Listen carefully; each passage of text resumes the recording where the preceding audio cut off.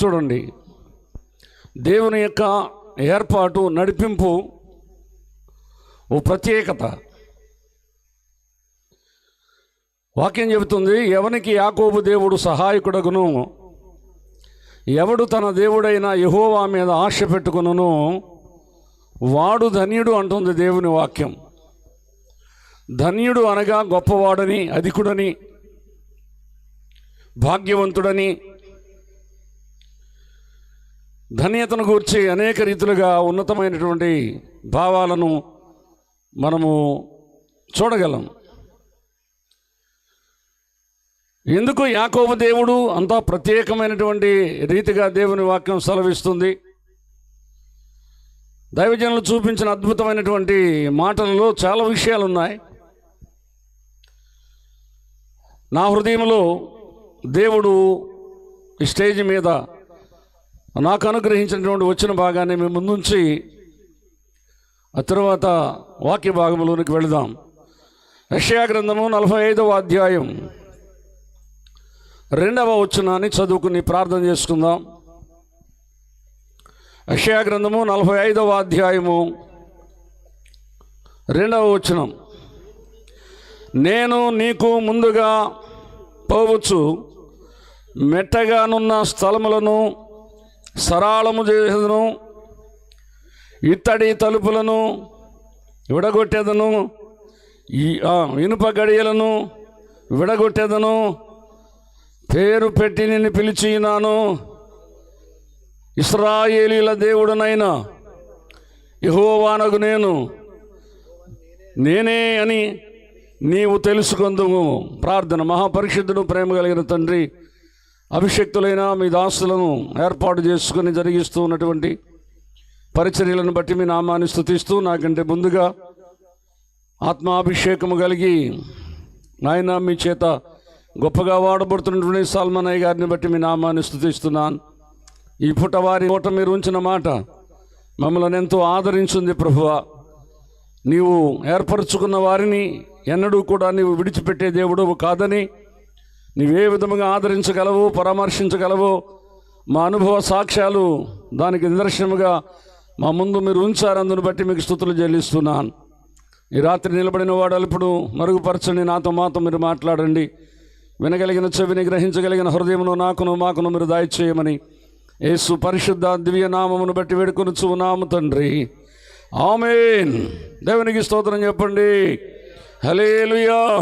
ఒక మనిషిని ఎన్నుకున్న తరువాత, ఒక మనిషిని పరామర్శించిన తరువాత, ఆ మనిషిని బలపరిచి దేవుడు మాట్లాడుచున్న అనేక మాటలలో ఇప్పుడు చదవబడినటువంటి వచ్చిన భాగము కూడా చాలా ఎవనికి యాకోబు దేవుడు సహాయకుడో, ఎవడు తన దేవుడైన యెహోవా మీద ఆశ పెట్టుకును వాడు ధన్యుడు అనడానికి యాకోబుతో దేవుడు, నీవు వెళ్ళు ప్రతి స్థలమందును నిన్ను కాపాడుచు ఈ దేశమునకు నిన్ను మరలా రప్పించదను, నేను నీతో చెప్పినది నెరవేర్చు వరకు నిన్ను విడువను అని చెప్పగా చప్పట్లు కొట్టి ప్రభువును మహిమపరచండి. దేవుడు యాకోబుకు మాట ఇచ్చాడు. మాట ఇచ్చిన దేవుడు నెరవేర్చే దేవుడు. అబద్ధమాడుటకు యెహోవా నరుడు కాదని దేవుని వాక్యము సెలవిస్తుంది. ఆదరణ లేక ఉన్న సమయంలో, ఇంటిని విడి జరిపిన మోసమును బట్టి భయంకరమైనటువంటి ఇబ్బందులు ఉండగా, దిక్కులేని స్థితిలో ఉండగా, రాత్రికాల సమయంలో యాకోబును దేవుడు పరామర్శించాడు. దేవునికి స్తోత్రం చెప్పండి. హల్లెలూయా. ఒక అద్భుతమైన దర్శనాన్ని ఇచ్చాడు. నీవు ఒంటరివి కావు. ఆకాశము తెరవబడింది, నుచ్చిన భూమి మీదకి వేయబడినది, దూతలు ఎక్కుతూ ఉన్నాయి, దిగుతూ ఉన్నాయి. ఒక అద్భుతమైన దర్శనాన్ని చూశాడు. అక్కడితో ఆగిపోలేదు. దేవుడు వాగ్దానం చేస్తున్నాడు, ఇదిగో నీకు నేను తోడయ్యుండి నీవు వెళ్ళు ప్రతి స్థలములో నీతో కూడా ఉండి నేను చెప్పునది నెరవేర్చు వరకు, నేను చెప్పినది నెరవేర్చు వరకు నేను నిన్ను విడువను అని దేవుడు వాగ్దానం చేశాడు. ఏ వాగ్దానం అయితే యాకోబుకి దేవుడు అనుగ్రహించాడు, ఆ వాగ్దాన ప్రకారముగా చేతి కర్రతో వెళ్ళినటువంటి యాకోబు, ఒంటరిగా వెళ్ళినటువంటి యాకోబు గుంపుగా, రెండు గుంపులుగా, మహాసైన్యముగా తిరిగి వచ్చినట్లుగా దేవుని వాక్యము మనకు సాక్ష్యం ఇస్తూ ఉంది. దేవునికి స్తోత్రం చెప్పండి. హల్లెలూయా. కనుక దేవుని సంఘమా, ప్రభు సన్నిధిలో ఉన్నటువంటి వారులారా, ఈ రాత్రి కాల సమయంలో ఈ మాటలు వింటున్నటువంటి వారులారా, నీ పరిస్థితి ఏదో నాకు తెలియదు. దైవజనులు చెప్పినట్లుగా మా పరిస్థితులలో కలిగినటువంటి మార్పులను బట్టి, దేవుడు మా ముందు ఉంచినటువంటి కొన్ని విధానాలను బట్టి అనుభవపూర్వకముగా ఎరిగినటువంటి మేము ఈ రాత్రి దేవునిని గూర్చి ఈ మాటలు మేము ప్రకటిస్తూ ఉన్నాము. దేవునికి స్తోత్రం చెప్పండి. హల్లెలూయా. ఒక వ్యక్తిని దేవుడు కలుసుకున్న తర్వాత, ఏర్పరచుకున్న తర్వాత, ఎంచుకున్న తర్వాత ఆయన మాట ఇచ్చి వెనుక ఉండి సహాయం చేసే దేవుడు కాదండి. గుర్తించాలి. మనం ఆరాధిస్తున్న ఈ రాత్రి ప్రకటించబడుతున్న దేవుడు నీకేం పర్వాలేదు, నువ్వు ముందు వెళ్ళు, నీ వెనుక నేను వస్తాను అని చెప్పే దేవుడు కాదు. ఆయన ముందుండి నడిపించే దేవుడు. ఎందుకు ఆయన ముందు ఉంటాడు? ఆయన ముందుండవలసినటువంటి పరిస్థితి మీకా గ్రంథంలో మీరు చూసినట్లయితే 2వ అధ్యాయములో, మీకా గ్రంథము 2వ అధ్యాయములో 13వ వచనాన్ని మీరు చూడగలిగితే, 13వ వచనాన్ని, ప్రాకారములను పడగొట్టువాడు వారికి ముందుగా పోవును, వారు గుమ్మముల పడగొట్టి దాని ద్వారా దాటిపోవుదురు, వారి రాజు వారికి ముందుగా నడుచును, యెహోవా వారికి నాయకుడయ్యుండును. దేవునికి స్తోత్రం చెప్పండి. మనము వెళ్ళే మార్గాలలో ఒక్కొక్కసారి మనం వెళ్ళే మార్గం ఎలా ఉంటుందో మనకు తెలియదు. మార్గాల గుండా వెళ్ళవలసి వచ్చినప్పుడు ఆ మార్గం ఎలా ఉందో తెలియనటువంటి పరిస్థితులలో దేవుడే ఆ మార్గములో ఉన్న ఆటంకాలను తొలగించి మార్గమును సరళము చేసి నిన్ను నడిపించగలిగినటువంటి దేవుడు ఈ రాత్రి ప్రకటింపబడుతున్నటువంటి దేవుడు. దేవునికి స్తోత్రం చెప్పండి. ఏదో చెట్టు చాటును ఉండి, ఏదో ప్రక్కన ఉండి నేను నీకు సహాయము చేస్తాను అనే దేవుడు కాదండి. ఆయన మన ముందుండి నీవు వెళ్ళవలసిన మార్గమును సరళము చేయగలిగిన దేవుడు. అంత మాత్రమే కాదు, నీకు కావలసిన సహాయాన్ని అందించగలిగిన దేవుడు.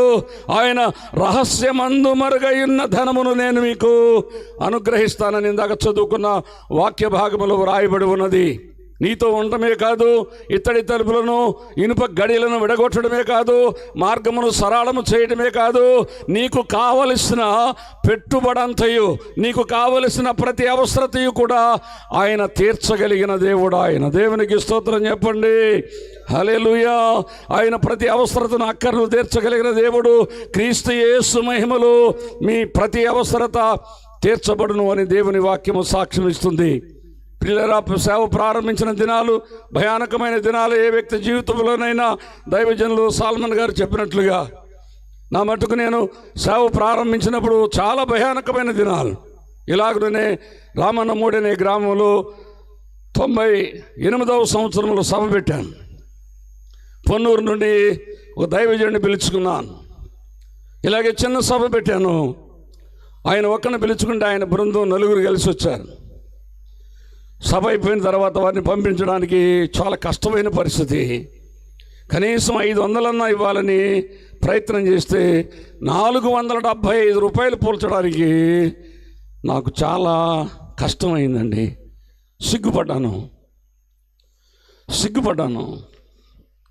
అంత మట్టికి వారి చేతిలో పెట్టి ఆ తర్వాత 2-3 దినాలు ఉపవాసం ఉండి ఏడ్చాను. దేవునికి స్తోత్రం చెప్పండి. హల్లెలూయా. హల్లెలూయా. భయానకమైనటువంటి పరిస్థితులు. దేవుని సంఘమా, ప్రభు సన్నిధిలో ఉన్నటువంటి వాళ్ళారా, సేవ అంటే ఈనాడు ఏదో చులకనగా కనపడుతుంది. కానీ సేవ ప్రారంభ దినాలు, సేవను ప్రారంభించినటువంటి తొలి దినాలను జ్ఞాపకం చేసుకుంటే ఏ ఒక్కరోజు నిద్ర పట్టని రోజుగానే మిగిలిపోతుంది. భయంకరమైన పరిస్థితి. ఒక దైవజనుడు నా ఇంటికి వస్తే ఆ దైవజనునికి భోజనం పెట్టడానికి ఆహారం లేకపోతే నా భార్య నాకు తెలియకుండా ఇంటిలో ఉన్న కొన్ని బియ్యం ఇల్లంతా ఎదిగితే చిల్లర డబ్బులు, ఆ రోజుల్లో 10 రూపాయ బిళ్ళలు, 5 పైసల బిళ్ళలు, ఇవన్నీ కలిపితే రూపాయినారా. స్తోత్రం చెప్పండి. హల్లెలూయా. హల్లెలూయా. దేవుని పిల్లలారా, ఆ రోజు భయానకమైన పరిస్థితులు. కానీ ఈనాడు ఎంతోమందిని ఆదరించగలిగినటువంటి పరిస్థితి. అంటే మీరేమంటారంటే, అయ్యగారండి మీరు పాస్టర్ గారు కనుక అందరూ ఈచి మీరు గొప్పవారు అయిపోతారండి అనొచ్చు మీరు. నేను చెబుతున్నాను ఇక్కడ ఉండి, నా సంఘములో 190 మంది అద్భుతమైనటువంటి అభివృద్ధిలోనికి వచ్చినటువంటి కుటుంబాలు మా కుటుంబాలు. దేవునికి స్తోత్రం చెప్పండి. ఈనాడు సేవకుడు అభివృద్ధి చెందడం కాదు, నన్ను వెంబడిస్తున్నటువంటి కుటుంబాలు. వారికి భూములు లేవండి, చెరువులు లేవండి, వారు బూర్ల వ్యాపారం చేసుకునేవాళ్ళు. వాళ్ళు ఇక్కడ సోదరుడు ఉన్నాడు కదా, కొడుతున్నాడు, తెలుసు వాళ్ళకి. తెల్ల సామాను అమ్ముకునేవాళ్ళు, ఎంటికలిగి బూరలు ఇచ్చేవాళ్ళు, భయంకరమైన గుడారాల్లో ఉండేవారు. ఇలాంటి టార్పాలు వేసుకుని గుడారాలు వేసుకుని జీవించేవారు మా సంఘ సభ్యులందరూ కూడా. దేవునికి స్తోత్రం చెప్పండి. హల్లెలూయా, హల్లెలూయా. సేవలో నమ్మకంగా ఉన్నారు, సేవకుని వెంబడించారు, సేవకుని మాటకు విలువిచ్చారు, సేవలో సహకారులుగా ఉన్నారు. ఆ గుడారాలు ఈనాటి మచ్చుకు కూడా లేవు. ఏ కుటుంబం చూసినా 30-40 లక్షల రూపాయల బిల్డింగులు దేవుడు వాళ్ళకి ఇచ్చాడు. దేవునికి స్తోత్రం చెప్పండి. హల్లెలూయా. సేవకుడు పెరగడమే కాదు, సేవకుడు యథార్థంగా వెళుతూ ఉండగా ఆ యథార్థ మార్గంలో సేవకు సహకరించినటువంటి విశ్వాస కుటుంబాలు ఈనాడు బహుగా అభివృద్ధి చెందాయి. పంచిరెడితే పంచిరేసుకునేటటువంటి స్థితి లేనటువంటి వాళ్ళు ఈనాడు కార్ల మీద తిరుగుతూ వ్యాపారాలు చేయగలిగిన పరిస్థితి ఎలా వచ్చింది ఇది అంటే చెప్పండి. ఎవనికి యాకోబు దేవుడు సహాయకుడు, ఎవడు తన దేవుడైన యెహోవా మీద ఆశ పెట్టుకున్నాడు వాడు ధన్యుడు అని క్షమిస్తుంది. ఆయన ఆదరించే దేవుడు, పరామర్శించే దేవుడు, ఆయన నమ్మిన వారిని ఎన్నడూ కూడా విడిచిపెట్టే దేవుడు కానే కాదు. మొదట నీ స్థితి కొద్దిగానున్నను, తుదను నీవు మహా అభివృద్ధి చెందగలవు. ఎలా చెందగలం మనం? ఎవరికి దేవుడు సహాయం చేయగలడు, ఎవరిని దేవుడు ఆదరించగలడు? ఈ మాటలో మనం చూసినట్లయితే దేవుని పిల్లలారా, ఒక వ్యక్తిని దేవుడు ఏర్పాటు చేసుకుని మాట్లాడుతున్నటువంటి మాటను మనం చదువుకున్నాం. ఇదిగో నేను నీకు ముందుగా పోవచ్చు, మెట్టగానున్న స్థలములను నేను సదును చేసదును, ఇనుప గడియలను ఇత్తడి తలుపులను నేను విడగొడతాను, రహస్యమందు మరుగైన ధనమును నేను మీకు వసంగిస్తాను అని దేవుడు వాగ్దానం చేస్తున్నాడు. ఎవరికి ఇస్తాడు ఆయన? 2-3 మాటలు చెప్పి నాకు ఇవ్వబడిన సమయంలో నేను దాన్ని ముగిస్తాను. దేవునికి స్తోత్రం చెప్పండి. హల్లెలూయా, హల్లెలూయా. కనుక ఈ రాత్రికాల సమయంలో ఎవరితో మాట్లాడుతున్నాడు ఈ మాటలు అంటే, దేవుని చిత్తమును జరిగించగలిగిన ఒక వ్యక్తిని దేవుడు ఎన్నుకున్నాడు. దేవుని చిత్తమును జరిగించగలిగినటువంటి ఒక వ్యక్తితో మాట్లాడుచు ఉన్నటువంటి మాటలు ఇవి. దేవుడు ఏం కోరుతూ ఉన్నాడు ఈ లోకంలో మానవుని యొక్క జీవితంలో అంటే, దైవ చిత్తమును గుర్తించడం అనేది మొదట మనము నేర్చుకోవాలి. ఏంటి దైవ చిత్తము, దేవుని చిత్తం ఏంటో మనం ఎరిగిన వారముగా ఉండాలని వాక్యాన్ని బట్టి ప్రభు పేరిట మీకు నేను మనవి చేస్తున్నాను. దేవుని యొద్దకు వచ్చిన మనము దేవునిని గూర్చి సరైన అవగాహన కలిగిన వారముగా ఉండాలి. ప్రభువుని నమ్ముకున్నంత మాత్రాన కాదు, కానీ ప్రభువు మనలను నమ్మేటట్లుగా మన భక్తిని మనము కట్టుకోవలసిన వారమైందాం. ప్రభువును నమ్మి ఇక్కడికి నీవు వచ్చావు మంచిదే, కానీ ప్రభువు ఏదైనా నీకు చేయాలంటే, ప్రభువు నీకు సహాయం చేయాలంటే నీ మీద దేవునికి ఏం కలగాలి చెప్పండి? నమ్మకము కలగాలి. దేవునికి స్తోత్రం చెప్పండి. హల్లెలూయా, హల్లెలూయా. ఆ నమ్మకత్వాన్ని ఎప్పుడైతే మనము సాధించగలమో, ఆ నమ్మకమైన భక్తి జీవితంలో ఎప్పుడైతే మనము స్థిరపరచబడగలమో, దేవుడు తప్పనిసరిగా నీవు అడగకపోయినప్పటికీ నీకు అక్కరగా ఉన్న వాటన్నిటినీ కూడా తీర్చగలిగిన దేవుడు అని వాక్యాన్ని బట్టి ప్రభు పేరిట మీకు నేను మనవి చేస్తున్నాను. దేవునికి స్తోత్రం చెప్పండి. 44వ అధ్యాయం యెషయా గ్రంథము 28వ వచనాన్ని మీరు చూసినట్లయితే, 44:28, కోరేషుతో నా మంద కాపరి, నా చిత్తమంతయు నెరవేర్చువాడా. ఎవరండి ఈయన? నా చిత్తమంతయు నెరవేర్చువాడా అని చెప్పువాడను నేనే. యెరూషలేముతో నీవు కట్టబడదువనియు, దేవాలయమునకు పునాది వేయబడుననియు నేను చెప్పుచున్నాను. కోరేషుతో మాట్లాడుతున్నాడు. ఈ వ్యక్తిలో దేవుడు ఏం చూశాడు? దేవుని చిత్తమంతయు నెరవేర్చగలిగిన మనస్సు ఉంది అతనిలో. దేవుడు ఏది చేయాలనుకుంటున్నాడో, దేవుని మనస్సు ఏంటో, దేవునికి ఏం చేస్తే సంతోషం అవుతుందో కోరేషులో దేవుడు కనుగొన్నాడు. తన ఎడల యథార్థ హృదయులను బలపరచుటకై యెహోవా కనుదృష్టి లోకమందంతటా సంచారము చేయుచున్నది. దేవునికి స్తోత్రం చెప్పండి. హల్లెలూయా. దేవుడు బలపరచు దేవుడు అయినాడు. ఎవరిని బలపరుస్తాడు ఆయన? ఎవరిలో యథార్థ హృదయం ఉంటుందో, ఎవరు సత్య ప్రవర్తన కలిగిన వారై ఉంటారో, ఎవరైతే ఆయన కొరకు బలమైన కార్యములను చేయటానికి యథార్థముగా ముందుకు వస్తారో అలాంటి వారిని దేవుడు ఏర్పాటు చేసుకుని వారితో ఆయన నిబంధన చేయగలడు అని వాక్యాన్ని బట్టి ప్రభు పేరిట మీకు నేను మనవి చేస్తున్నాను. దైవ చిత్తమంతయు నెరవేర్చే లక్షణము కోరేషులో కనబడుతున్నది. దేవుని చిత్తమును జరిగించువాడు నిరంతరము నిలుచునని యోహాను రాసిన మొదటి పత్రిక 2:17 అంటాడు. లోకమును దాని ఆశయు గతించిపోవచ్చున్నవి, కానీ దేవుని చిత్తమును జరిగించువాడు నిరంతరము నిలుచును. చప్పట్లు కొట్టి ప్రభువును మహిమపరచండి. దైవ చిత్తమును నెరవేర్చుట నీవు నేను గ్రహించగలిగితే భూమి ఆకాశము గతించవచ్చు, కానీ దేవుని చిత్తమును జరిగించేవానికి నాశనమే ఉండదు అని వాక్యము సెలవిస్తుంది. ఇంతకీ దేవుని చిత్తం ఏంటి? దశలోనికలకు రాసినటువంటి మొదటి పత్రిక 4:3-5 వచనాలు అంటాడు, మీరు దేవుని చిత్తం అంటండి. దేవునికి స్తోత్రం చెప్పండి. హల్లెలూయా, హల్లెలూయా. అన్యజనుల వలె కామాభిలాషయందు కాక, లోక విషయాలలో కాక, దేవుని విషయంలో దేవుని ఎలా సంతోషపరచాలి, నా నుండి దేవుడు ఏం కోరుతున్నాడు, ఏం కావాలని దేవుడు ఆశపడుతున్నాడంటే నేను పరిశుద్ధుడు కనుక మీరు కూడా పరిశుద్ధులై ఉండుడి అని వాక్యం సెలవిస్తుంది. కోరేషులో దేవుడు ఏం చూశాడు? పరిశుద్ధతను చూశాడు. దేవాలయమును కట్టగలిగినటువంటి మనస్సు కోరేషులో దేవుడు కనుగొన్నాడు. దేవునికి స్తోత్రం చెప్పండి. ఆనాడు పాత నిబంధన కాలంలో దేవుని యొక్క నివాసాలను మనం చూసినప్పుడు అబ్రహాము బలిపీఠములు కట్టాడు, ఆ తర్వాత గుడారాలను కోరుకున్నాడు దేవుడు, ఆ తర్వాత సొలొమోను దేవాలయాన్ని కట్టాడు. ఇలాగున దేవుని కొరకు రకరకాలుగా కట్టుకుంటూ వచ్చారు. దేవునికి స్తోత్రం చెప్పండి. యేసుక్రీస్తు ప్రభు వారి కాలంలో అన్నాడు, మీ హృదయమే నా ఆలయం అన్నాడు, మీ దేహమే దేవుని ఆలయం అన్నాడు. దేవునికి స్తోత్రం చెప్పండి. కోరేసు ఆనాడు బాహ్య సంబంధమైన మందిరం కట్టడానికి ఇష్టపడిన వ్యక్తిగా, నచ్చిన వ్యక్తిగా, మందిరం కట్టడానికి మంచి మనసున్న వ్యక్తిగా కనబడ్డాడు. కానీ ఈనాడు దేవుడు ఏ మందిరాన్ని కోరుకుంటూ ఉన్నాడంటే ఎఫెసీయులకు రాసిన పత్రికలో 2వ అధ్యాయంలో 20-21 వచనాలు అంటాడు, మీరు ఆత్మ సంబంధమైన దేవుని నివాసయోగ్యమైన కట్టడముగా మీరు కట్టబడుచున్నారు ఉంటుంది దేవుని వాక్యం. దేవునికి స్తోత్రం చెప్పండి. హల్లెలూయా.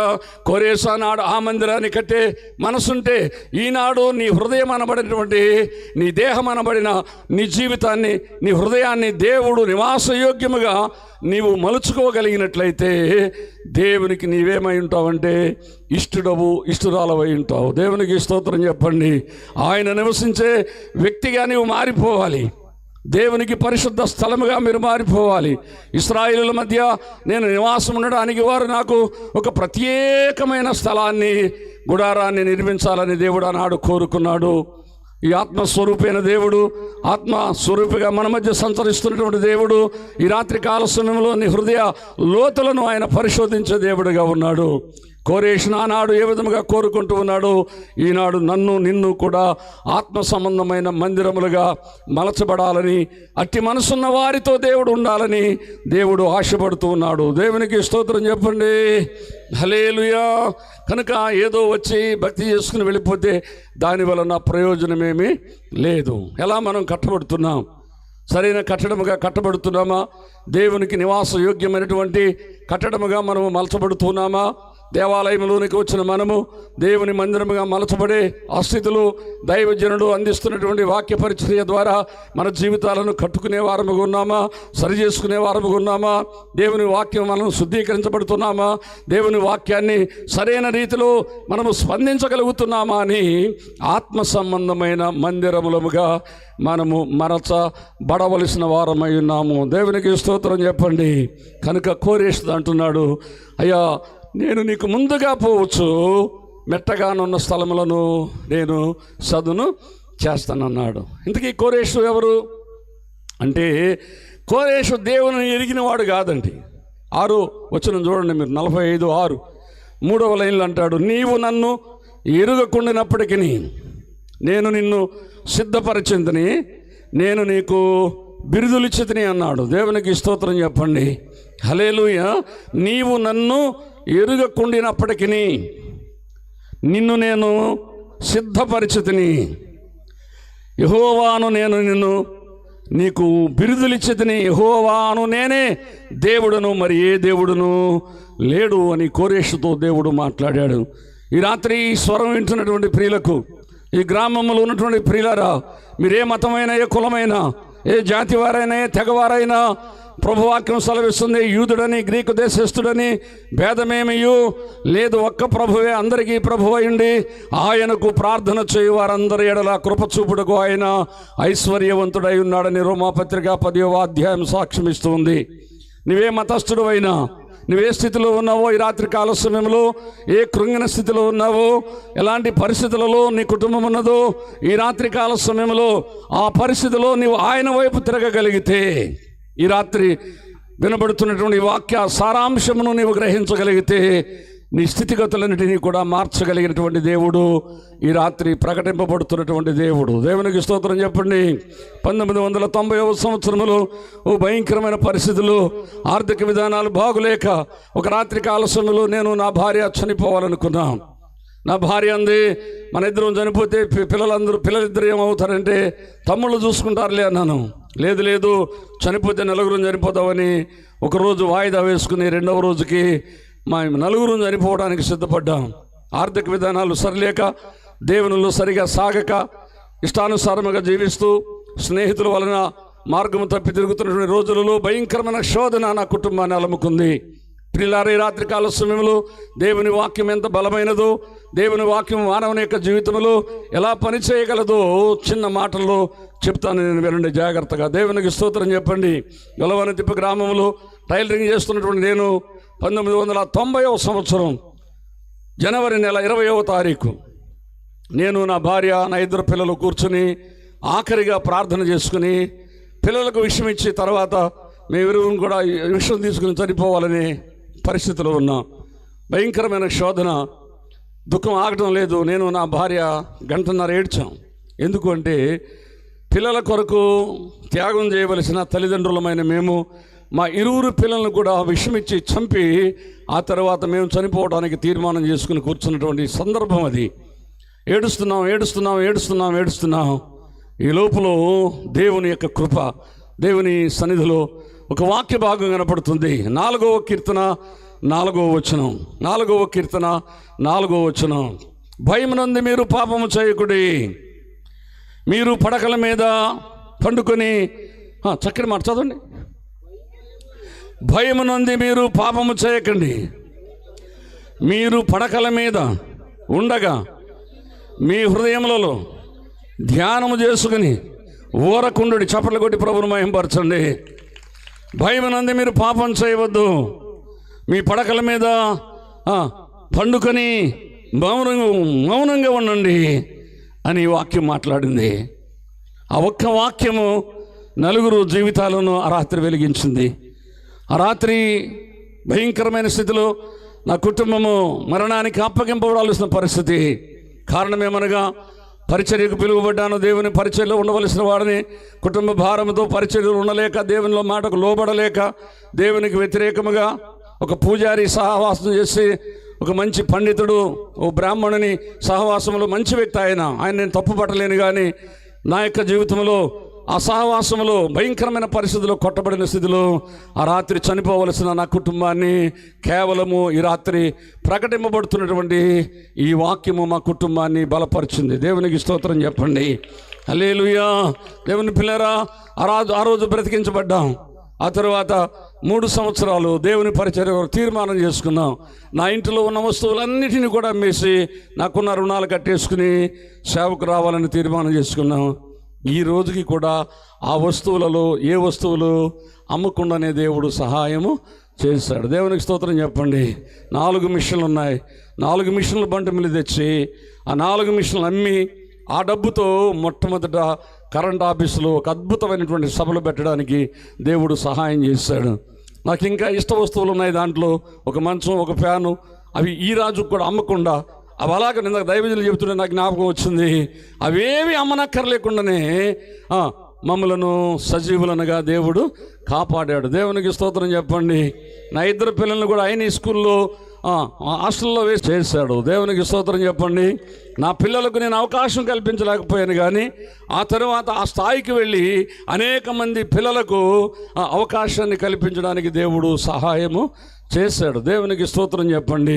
దేవునికి అసాధ్యమైన కార్యాలు ఏవి కూడా లేవని ఈ రాత్రి వాక్యాన్ని బట్టి ప్రభు పేరిట మీకు నేను మనవి చేస్తున్నాను. నీ పరిస్థితులు ఎలాగున్నప్పటికీ ఈ రాత్రి నీవు విశ్వసించగలిగితే, ఈ రాత్రి నీవు నమ్మగలిగితే, ఈ రాత్రి వాక్యం దగ్గరికి నీవు రాగలిగితే నీ పరిస్థితులన్నిటినీ కూడా మార్చగలడు అని వాక్యాన్ని బట్టి ప్రభు పేరిట మీకు నేను మనవి చేస్తున్నాను. దేవునికి స్తోత్రం చెప్పండి.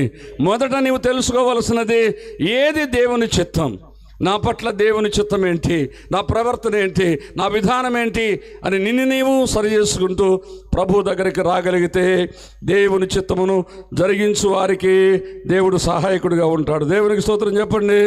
రెండవ మాట సామెతల గ్రంథము 3వ అధ్యాయము 5-6 వచనాలు.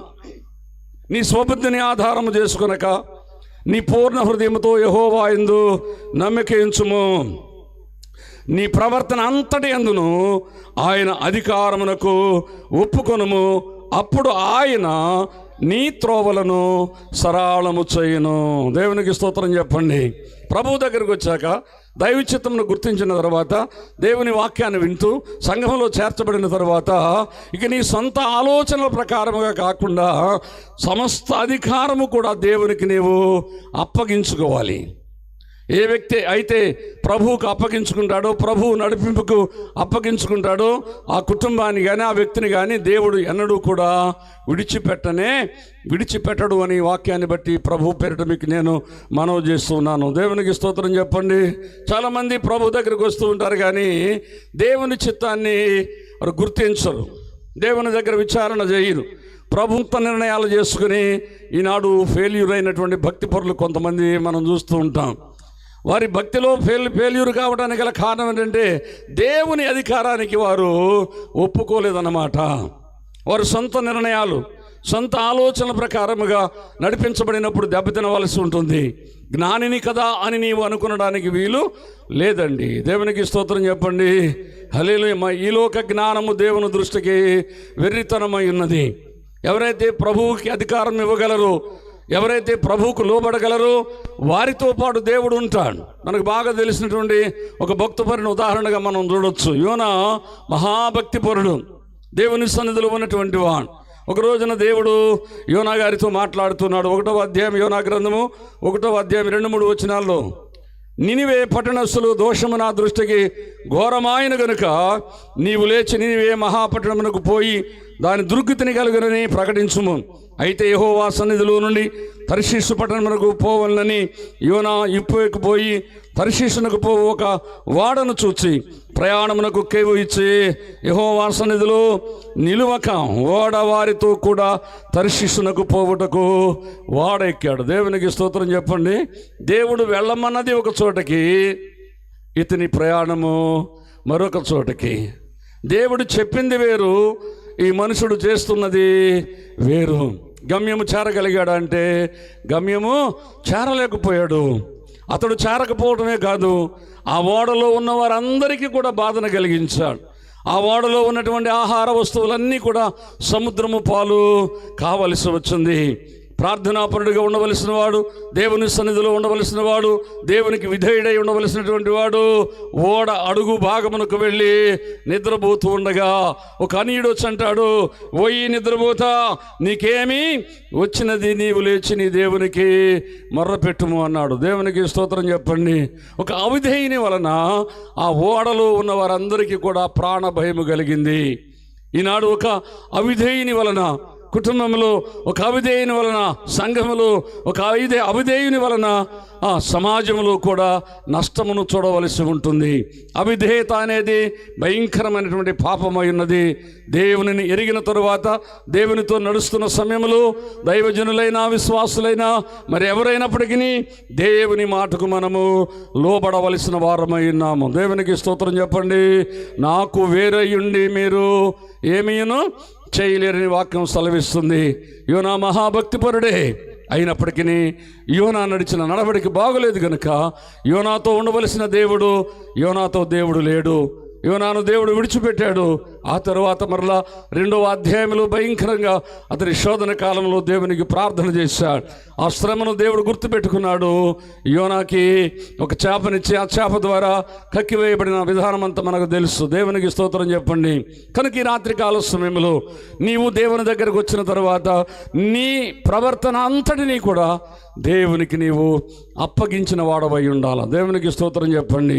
ప్రభు ఏది చెబితే అది చేసేటట్లుగా మనం ఉండాలి. ప్రభువు మాట్లాడుతూ ఉంటాడు, ప్రభు దర్శిస్తూ ఉంటాడు. దేవుడు 1 మారు పలుకును 2 మారులు పలుకును. మనుషులు దానిని గుర్తించరంట. యోబు గ్రంథము 33వ అధ్యాయము 16వ వచనముల మాట ఉంది. చదవండి దయచేసి. 33:16 యోబు గ్రంథము 33:16. దేవుడు 1 మారు పలుకును, నరులు గర్విష్ఠులు కాకుండానట్లు తాము తలంచిన కార్యములు వారు మానుకున చేయనట్లు గోతికి పోకుండా కాపాడునట్లు కత్తి వలన నశింపకుండా తప్పించునట్లు ఆయన వారి చెవులను తెరవజేయును, వారి కొరకు ఉపదేశమును సిద్ధపరచును. వ్యాధి చేతను మంచం ఎక్కడం వలనను ఒకని ఎముకలలో ఎడతగని బాధ కలుగుట వలనను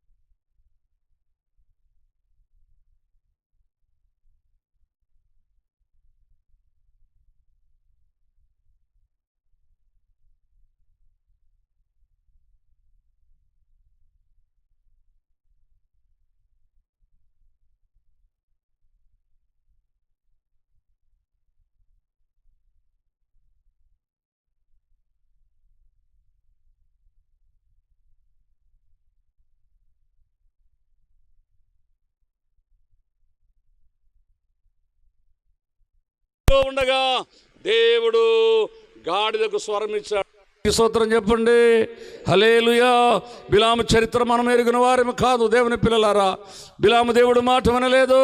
ఆ వచ్చిన వారితో నువ్వు వెళ్ళవద్దు అని దేవుడు చెప్పినప్పటికీ 2వసారి మరలా దేవుని దగ్గరకు వెళ్ళాడు.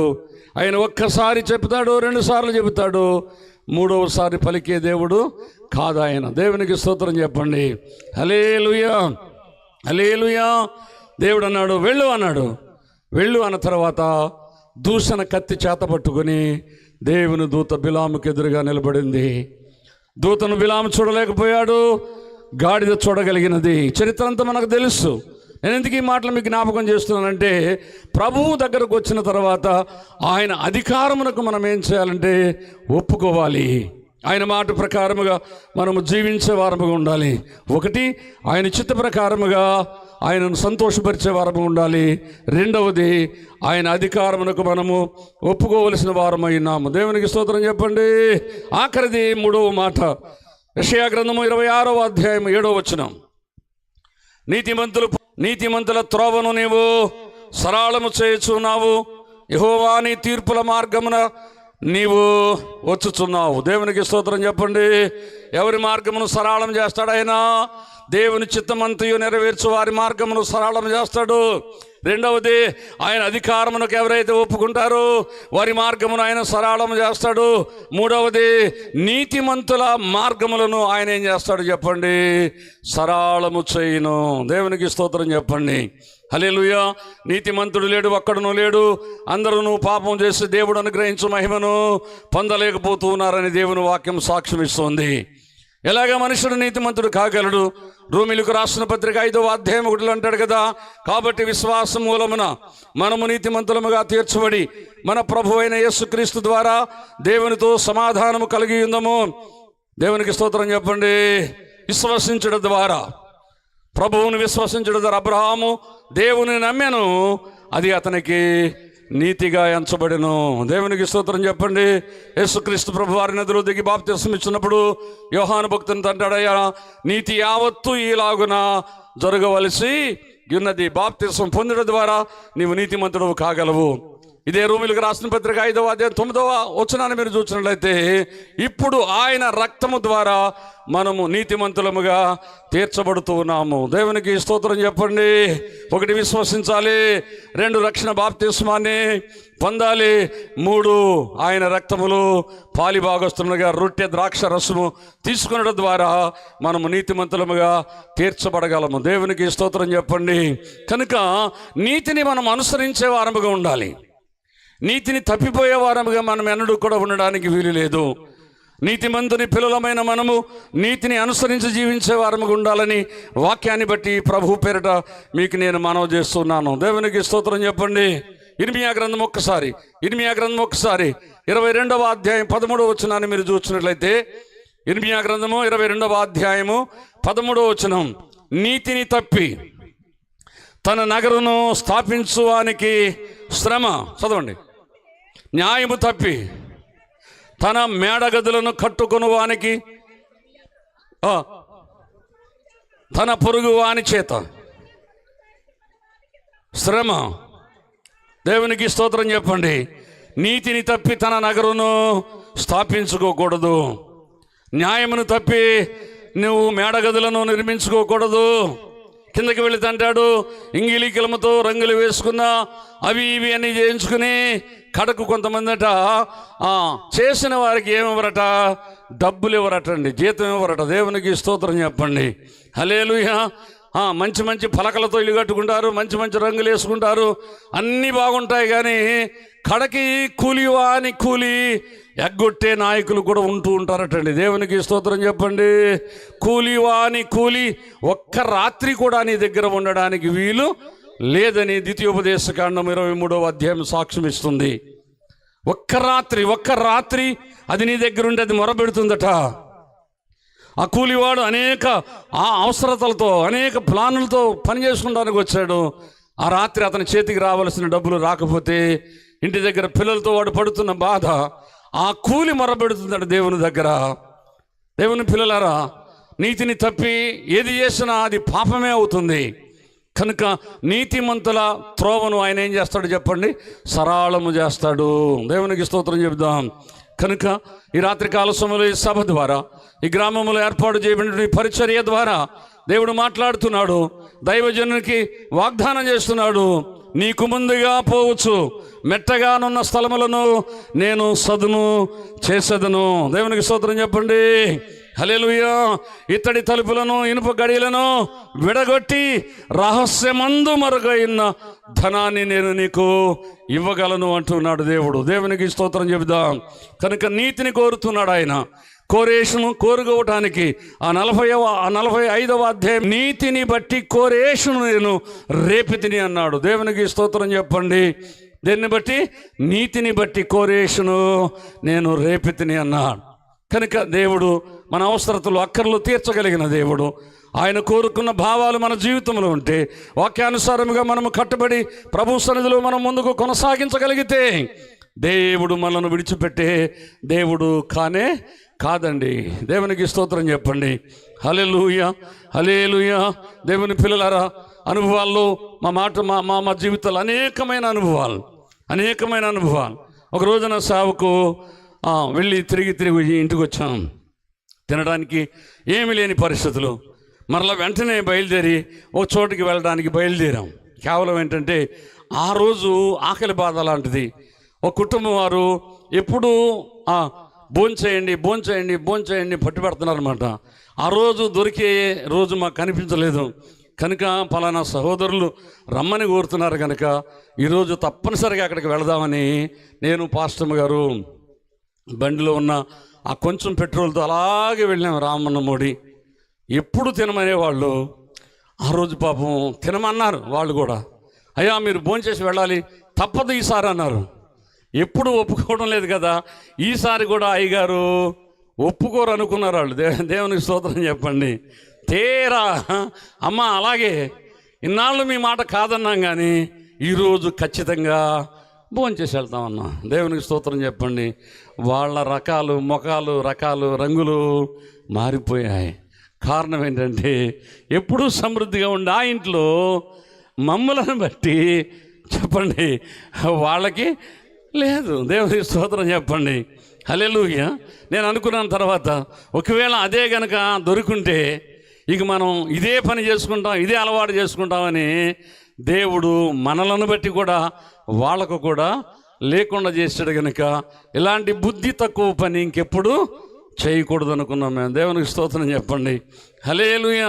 ఎన్నో అవాంతరాలు, ఎన్నో అభ్యంతరాలు, ఎన్నో పరిస్థితులు, సేవలు మేము అనుభవించాం. కానీ ఎంత కష్టపడ్డామో, ఎంత భయానకమైన పరిస్థితిని మేము ఎదుర్కొన్నామో, ఈనాడు దేవుడు అనేక కుటుంబాలను ఆదరించడానికి దేవుడు సహాయం చేశాడు. దేవునికి స్తోత్రం చెప్పండి. దరిదాపుగా 7 ప్రారంభించబడినటువంటి పరిచర్య ఈనాడు 7 సంఘాలుగా ఏర్పాటు చేసి 7 మందిరాలు నిర్మించి నా సేవా తాత్పర్యం నాకున్నటువంటి ప్రతి చోట చెప్పే మాట ఏంటంటే, ఏ గ్రామంలో సేవకుడు లేడు, ఏ గ్రామంలో మందిరం లేదు, ఆ గ్రామంలో మాత్రమే నేను అడుగు పెట్టాలి. దేవునికి స్తోత్రం చెప్పండి. ఆ గ్రామంలో ఒక మందిరం ఉన్నా, ఆ గ్రామంలో ఒక సేవకుడు ఉన్నా మన పని అక్కడ లేదు అనే భావన కలిగి ఉన్నాను. నేను చనిపోయే లోపల 10 సంఘాలు అలాంటి గ్రామాలు కట్టాలని 7 గ్రామాలు 7 మందిరాలు కట్టడానికి దేవుడు నాకు సహాయం చేశాడు. దేవునికి స్తోత్రం చెప్పండి. హల్లెలూయా. నేను ఎందుకు మాటలు చెబుతున్నానంటే, మన దేవుడు మనల్ని విడిచిపెట్టే దేవుడు కాదు. యాకోబుతో ఏ వాగ్దానం చేశాడో పిలువబడిన మనతో కూడా దేవుడు అదే వాగ్దానం చేస్తున్నాడు. ఇదిగో నేను చెప్పునది నెరవేరు వరకు నేను నిన్ను వీడువను అన్నాడు దేవుడు. దేవునికి స్తోత్రం చెప్పండి. ఏ పిలుపు నీవు కలిగి ఉన్నావు, ఏ సమర్పణ నీవు కలిగి ఉన్నావు, దేని ద్వారా ప్రభు దగ్గరకు వచ్చి నమ్మకమైన జీవితంతో జీవిస్తున్నావో ఆ దేవుడు నిన్ను విడిచిపెట్టే దేవుడు కాదండి. మత్తయ్య గారిని బట్టి సంతోషిస్తున్నాను. కారణం ఏంటంటే ఆయన తరములో సేవ చేస్తూ తన తరువాత తరాన్ని కూడా దేవుని కొరకు సిద్ధపరిచారు ఆయన. చప్పట్లు కొట్టి ప్రభువును మహిమపరచండి. ఈనాడు చాలామంది అలాంటి సిద్ధపాటులు లేవు. మీరు పరమగీతముల గ్రంథములో 1వ అధ్యాయంలో 6వ వచనంలో చూస్తే అక్కడ షూలమితి బాధపడుతుంది. అయ్యో నా అన్నలు ద్రాక్ష తోటకు నన్ను కావులు పెడితే ఆ పనిలో పడిపోయి నా సొంత తోటను నేను మరచితిని అంటుంది అక్కడ. దేవునికి స్తోత్రం చెప్పండి. ఈనాడు చాలామంది ఇంట్లో వారికి సువార్త చెప్పలేక, కన్న బిడ్డలను దేవుని పరిచర్య కొరకు నడిపించలేక, ప్రోత్సహించలేక, దేవుని కొరకు వారు ఫలించేటట్లుగా చేయలేక ఈనాడు యాతన పెట్టబడుతున్నటువంటి కుటుంబాలు నేను చాలా ఎరుగుదును. దేవునికి స్తోత్రం చెప్పండి. మన అభిషేకం జరిగిందట. ఆ రోజు నేను రావాల్సిన వాడినే, కానీ కొన్ని పనులు ఉంటాను బట్టి ఆ రోజు నేను రాలేదు. చాలా సంతోషించాను. మన పిల్లలను లోకం కొరకు కాదు, మనము దేవుని కొరకు ఏం చేయాలి చెప్పండి, ఫలించే వారముగా ఉండాలి. మీరు రోమిలకు రాసిన పత్రిక 7వ అధ్యాయం 4లో ఉంటుందన్నమాట. మనము దేవుని కొరకు ఫలములను ఫలించాలి. దేవునికి స్తోత్రం చెప్పండి. హల్లెలూయా. కనుక మన పిల్లలు దేవుని కొరకు పెంచబడాలి. నా ఇంట్లో నేను ఒక సమర్పణ చేసుకున్నాను. నా ఇంటిలో ఆడపిల్ల పుట్టినా, నా ఇంటిలో మగపిల్ల పుట్టినా వారు ప్రభుత్వ ఉద్యోగాలు చేసేవారుగా ఉండడానికి వీలు లేదు. వారు సేవకులు కావాలి. ఆడవారైనా మగవారైనా సేవకుని కుటుంబంలో ఉన్నటువంటి వ్యక్తులు వారు సేవకులు కావాలి. అలాగే సమర్పించుకుంటూ వచ్చాం. అలాగే నా కుటుంబ సభ్యులందరూ కూడా, నా తల్లి సంతానం అంతా కూడా మార్పు చెంది మారు మనసు పొంది ఈనాడు సేవలు బలమైనటువంటి సహకారులుగా ఉంటున్నారు. ఈనాడు మా పిల్లలందరూ కూడా సేవ కొరకు సిద్ధపడ్డారు. మా బాబాయ్ గారి పిల్లలు, మా నాన్న సంతానం, మేమందరం కూడా, నా చెల్లి కుమారుడు వచ్చేటికి మేమందరం సేవ కొరకే. ఇంకా రెండో ధ్యాస లేదు. నా మనవడు 10వ తరగతి అయిపోతుంది, ప్లాన్లు చేస్తున్నారు. ఆ వార్త చెప్పాను నేను, వీడు చదివి ఉద్యోగాలు చేయటానికి వీలు లేదు. దేవునికి స్తోత్రం చెప్పండి. నా కొడుకు కూడా చదువుకోవడానికి వెళ్ళిపోతానన్నాడు. అప్పుడు నేను ఒకటే చెప్పాను, దేవుడు నీతో మాట్లాడితే సేవకురా, ఒక సంవత్సరం వరకు ఏ ఉద్యోగానికి వెళ్ళడానికి వీల్లేదు, డిగ్రీ అయిపోయింది, మంచి మార్కులతో పాస్ అయ్యాడు, స్నేహితులందరూ ఉద్యోగానికి వెళ్ళిపోతున్నారు. డాడీ మీరు చాలా ఇబ్బందులు పడుతున్నారు, నా కొడుకు బుడ్డిలో కారం వేసుకుని స్కూల్కి తినేళ్ళేవాడు, నా తల్లి ఒట్టి నీళ్లు అన్నంలో కలుపుకొని పిసుకుని తాగినటువంటి సందర్భాలు మేము తెలుసు. భయంకరమైనటువంటి పరిస్థితులు మేము అనుభవించాం. కానీ ఆ పరిస్థితులన్నిటినీ కూడా దేవుడు మార్చివేశాడు. దేవునికి స్తోత్రం చెప్పండి. హల్లెలూయా, హల్లెలూయా. మాకు చేసిన దేవుడు మీకు కూడా చేయగలడు. నేను మళ్ళీ చెబుతున్నాను, సేవకులం కనుక మాకే చేశాడనుకోవద్దు. మమ్మలను వెంబడిస్తున్నటువంటి వ్యక్తులను అద్భుతంగా ఆశీర్వదించాడు. దేవునికి స్తోత్రం చెప్పండి. మీరు కూడా సేవకునికి సరైన విధానంలో స్పందించండి, సేవ కొరకు సహకారులుగా ఉండండి. దేవుని కొరకు దేవుని భాగము దేవునికి ఇవ్వండి చాలు. మీ సొంత ఆస్తులు ఇవ్వక్కర్లేదు, దేవుని భాగము దేవునికి ఇవ్వండి. అదే కదా ఆ 22వ అధ్యాయంలో చక్కటి ఉదాహరణ చెప్పాడు యేసుప్రభు వారు. ఆయన ఒక ద్రాక్ష తోట ఉంది, అది గుత్తకిచ్చాడు. గుత్తకిచ్చిన వారితో చెప్పాడు, మీది మీరు తీసుకోండి, నాది నాకు ఇవ్వండి అన్నాడండి. దేవునికి స్తోత్రం చెప్పండి. పంట సమయం వచ్చిందట. ఆ పంట సమయం వచ్చినప్పుడు పనివారిని పంపించాడు. అబ్బాయి పంట వచ్చింది కనుక మాసులు అయిపోతుంది కనుక మన భాగం మనకు తెచ్చేయండి, వారి భాగాన్ని వాళ్ళు తీసుకోమని అన్నారు. దేవునికి స్తోత్రం చెప్పండి. ఈ పంట పండించుకున్నటువంటి వీళ్ళు ఆయన భాగం ఆయనకి ఇవ్వడానికి మానేసి వచ్చిన వారిని కొట్టి పంపించేశారు. మరొక గుంపును పంపాడు, కొంతమందిని చంపి పంపించారు. ఆ తర్వాత చాలామందిని పంపాడు, వాళ్ళను కూడా కొట్టి తరిమేశాడట. దేవునికి స్తోత్రం చెప్పండి. ఇక ఆఖరిని అనుకున్నాడట, వారసుని పంపుదామని వారసుని పంపితే ఈ దుర్మార్గులు ఏం ఆలోచించారు తెలుసా? ఒరే, ఇంతకుముందు మనం బయట వాళ్ళని కొట్టాం, వాళ్ళని చెదరేసాం, వీళ్ళని బెదిరేసాం, వారసుడు వస్తున్నాడు రా, వారసున్నే లేకుండా చేస్తే ఈ ఆస్తి అంతా మనదైపోద్ది అనుకున్నారట వాళ్ళు. దేవునికి స్తోత్రం చెప్పండి. హల్లెలూయా. ఏం కోరుతున్నాడు దేవుడు? యజమానుడు ఏం కోరుతున్నాడు? తన భాగాన్ని కోరుతున్నాడు దేవుడు. నీ కష్టార్జితం, నీ భాగం నువ్వు అనుభవించవలసింది, నువ్వు చేసుకోవలసింది నీ ఇష్టానుసారంగా నువ్వు ఖర్చు చేసుకో, ఏమైనా చేసుకో. కానీ యజమానుని భాగాన్ని యజమానునికి ఇవ్వాలి. దేవునికి స్తోత్రం చెప్పండి. దుర్బోధలు బయలుదేరాయి, రకరకాల బోధలు బయలుదేరాయి. వాక్యాన్ని జాగ్రత్తగా మీరు చదివితే ధ్యానిస్తే దానిలో చాలా విషయాలు మనకు అర్థమవుతాయి. దేవునికి స్తోత్రం చెప్పండి. కనుక దేవుని భాగాన్ని, అది సమయమే కావచ్చు, అది ఏదైనా కావచ్చు, దేవునికి చెందింది దేవునికి ఇచ్చేయాలి. మరొక భాగం అంటాడు యేసయ్య. ఆ పన్నువారు వచ్చి అడుగుతున్నప్పుడు, ప్రభువా కైసరికి పన్ను చెల్లించడం కరెక్టేనా అంటారు. అంటే ఒక నాణ్యాన్ని తీసుకురమ్మని ఏమంటారంటే, ఒక పక్క కైసరు బొమ్మ ఉంటుంది, మరొక పక్క ఇంకొకటి ఉంటుంది. కైసరవి కైసరికి ఇవ్వండి, దేవునివి దేవునికి ఇవ్వండి. దేవునికి స్తోత్రం చెప్పండి. కైసరు కంటే లోకములో ప్రభుత్వానికి చెల్లించవలసిన పన్ను ప్రభుత్వానికి ఇవ్వాలి, దేవునికి చెందవలసిన అది సమయం కావచ్చు, మరొకటి కావచ్చు, అది ఆయనకి మనం ఇవ్వగలిగితే, నీవు విత్తగలిగితే సమృద్ధి అయిన పంటను నీవు కోయడానికి అవకాశం ఉంటుందని వాక్యాన్ని బట్టి ప్రభు పేరిట మీకు నేను మనవి చేస్తూ, మరొకసారి మీకు నేను మనవి దిగపోవచ్చు. మెట్టగానున్న స్థలములను సదును చేసి, రహస్యమందున్న ధనమును నేను నీకు వసంగెదను, ఇత్తడి తలుపులను ఇనుప గడియలను విడగొట్టేదను అని దేవుడు ఒక వాగ్దానం చేస్తున్నాడు. ఆ వాగ్దానం ఈ పరిచర్యలో కానీ, ఈ వాగ్దానం నీ జీవితంలో నెరవేరాలంటే 3 అనుభవాలు చెప్పాను. ఒకటి, దేవుని చిత్తమును నెరవేర్చే వ్యక్తిగా ఉండాలి, దేవుని అధికారమునకు ఒప్పుకున్న వ్యక్తిగా ఉండాలి. 3, నీతిని అనుసరించి జీవించే వ్యక్తిగా ఉండాలి. అలాంటి కృప చేరువచ్చిన మనకును ఈ పరిచర్యకును దాసులకిని తోడై ఉండునుగాక. దేవుడి కొద్ది మాటలు మనందరం వినికిడు.